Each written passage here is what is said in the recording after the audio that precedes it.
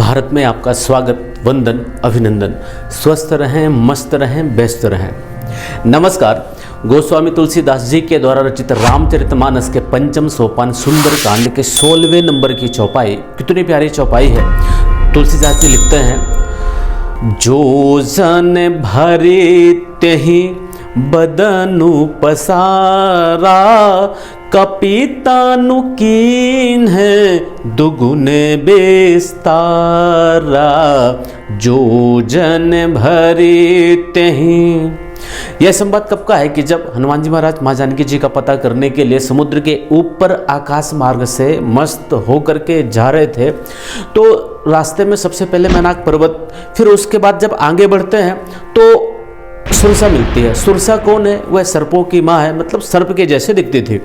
वह देवताओं के द्वारा भेजी गई थी। देवताओं ने उसको भेजा था कि जाओ हनुमान जी महाराज की परीक्षा लो। तो सुरसा हनुमान जी को देख करके कहती है कि आज मुझे देवताओं ने भोजन दिया है, और बहुत खुश हो जाती है। तो हनुमान जी महाराज उस बात को सुन करके सुरसा को कहते हैं कि देखिए माई, मैं प्रभु श्री राम का कार्य कर लूँ, उसके बाद फिर तेरे मुख में खुद ही आकर के प्रवेश कर जाऊंगा, तू मुझे खा लेना। लेकिन सुरसा नहीं मानती है। मतलब हनुमान जी महाराज ने निवेदन किया, सब कुछ किया, लेकिन सारे उपाय करने के बाद भी जब सुरसा नहीं मानती, तो फिर हनुमान जी महाराज कहते हैं कि ठीक है भाई, आ मुझे खा ले। अब जब इस बात को कहते हैं तो उसके बाद होता क्या है, इस चौपाई में वर्णित है। चौपाई में लिखा हुआ है, जोजन भरते ही बदनु पसारा। जोजन, जोजन मतलब दूरी, लंबाई को नापने की एक इकाई है।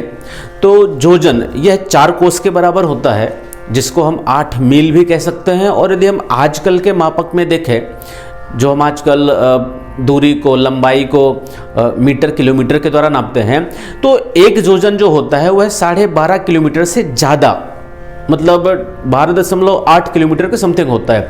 तो जोजन मतलब 12.8 किलोमीटर की लंबाई।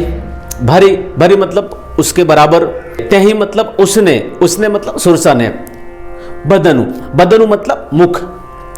पसारा, पसारा मतलब फैलाया।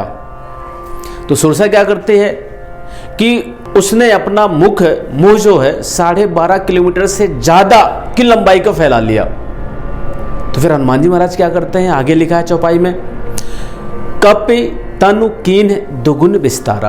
कपि, कपि मतलब हनुमान जी महाराज के लिए है। कपि तनु, तनु मतलब शरीर, अपने पूरे शरीर को। कीन, कीन मतलब किया। दुगुन, दुगुन मतलब 2 गुना, 2 टाइम्स। विस्तारा, विस्तारा मतलब विस्तार कर देना, फैला देना।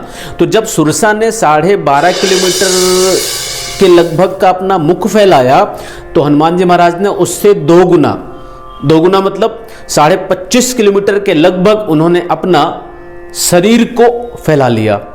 यदि मुख से बड़ा शरीर हो जाएगा तो भाई कोई कैसे निगल पाएगा, कैसे कोई खा पाएगा।